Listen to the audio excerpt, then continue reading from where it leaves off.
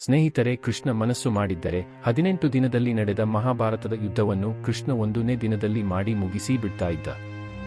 ಆದರೆ ಕೃಷ್ಣ ಯುದ್ಧ ಆರಂಭಕ್ಕಿಂತ ಮುಂಚೆನೇ ಮಾತು ಕೊಟ್ಟಿದ್ದ, ನಾನು ಯುದ್ಧದಲ್ಲಿ ಆಯುಧವನ್ನು ಕೈಗೆ ಎತ್ತಿಕೊಳ್ಳುವುದಿಲ್ಲ ಎಂದು.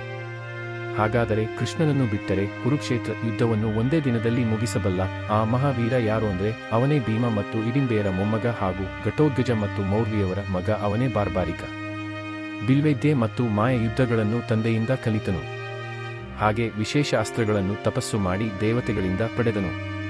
ಅದರಲ್ಲಿ ಮುಖ್ಯವಾದದ್ದು ಎಂದರೆ ಅವನ ಬತ್ತಳಿಕೆಯಲ್ಲಿ ಇದ್ದ 3 ಬಾಣಗಳು. ಅವುಗಳ ವಿಶೇಷತೆ ಏನಂದ್ರೆ, ಮೊದಲನೇ ಬಾಣ ಮಿತ್ರರನ್ನು ಗುರುತಿಸುವುದು, ಎರಡನೆಯ ಬಾಣ ಶತ್ರುಗಳನ್ನು ಗುರುತಿಸುವುದು, ಮೂರನೆಯ ಬಾಣ ಗುರುತಿಸಿದ ಶತ್ರುಗಳನ್ನು ಕೊಲ್ಲುವುದು.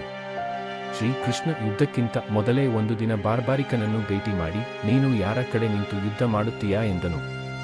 ಆಗ ಬಾರ್ಬರಿಕನು ತನ್ನ ಹಿರಿಯರಿಗೆ, ನಾನು ಒಂದು ಮಾತು ಕೊಟ್ಟಿದ್ದೇನೆ, ಯಾರೂ ಅಸಮರ್ಥರು ಅಸಮಬಲ ಇರುವರೋ ಅವರ ಕಡೆ ನಿಂತು ಯುದ್ಧ ಮಾಡುತ್ತೇನೆ ಎಂದನು. ಆಗ ಶ್ರೀಕೃಷ್ಣನು, ಕೌರವರ ಕಡೆ 11 ಅಕ್ಷೋಹಿಣಿ ಸೈನ್ಯ ಇದೆ, ಪಾಂಡವರ ಕಡೆ 7 ಅಕ್ಷೋಹಿಣಿ ಸೈನ್ಯ ಇದೆ, ಹಾಗಿದ್ದರೆ ಪಾಂಡವರೇ ಕಡಿಮೆ ಬಲ ಹೊಂದಿದ್ದಾರೆ ಎಂದನು. ಆಗ ಬಾರ್ಬಾರಿಕ ಹೇಳುತ್ತಾನೆ, ಕೃಷ್ಣ, ನೀನು ಪಾಂಡವರ ಕಡೆ ಇದ್ದ ಮೇಲೆ ಪಾಂಡವರು ಹೇಗೆ ಅಸಮರ್ಥರು ಆಗುತ್ತಾರೆ?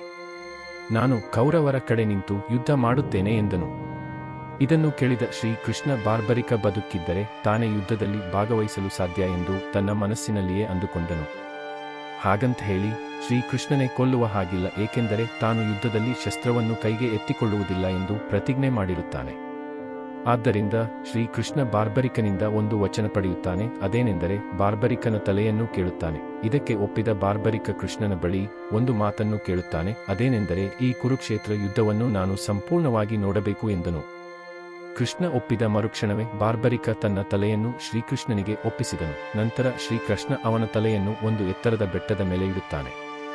ಆ ತಲೆಯು ಕುರುಕ್ಷೇತ್ರ ಯುದ್ಧ ಮುಗಿಯುವ 18 ದಿನಗಳವರೆಗೆ ಜೀವಂತವಾಗಿ ಇರುತ್ತದೆ. ಕುರುಕ್ಷೇತ್ರ ಯುದ್ಧ ಮುಗಿದ ನಂತರ ಕೊನೆಗೆ ಶ್ರೀಕೃಷ್ಣನೇ ಬಾರ್ಬರಿಕನ ತಲೆಯನ್ನು ರೂಪಮತಿ ನದಿಯಲ್ಲಿ ವಿಸರ್ಜಿಸಿ ಅವನ ಅಂತ್ಯ ಸಂಸ್ಕಾರವನ್ನು ನೆರವೇರಿಸುತ್ತಾನೆ. ಇಂತಹ ಹೆಚ್ಚಿನ ವಿಡಿಯೋಗಳಿಗಾಗಿ ನಮ್ಮ ಚಾನಲ್ ಅನ್ನು ಸಬ್ಸ್ಕ್ರೈಬ್ ಮಾಡಿ. ಧನ್ಯವಾದಗಳು.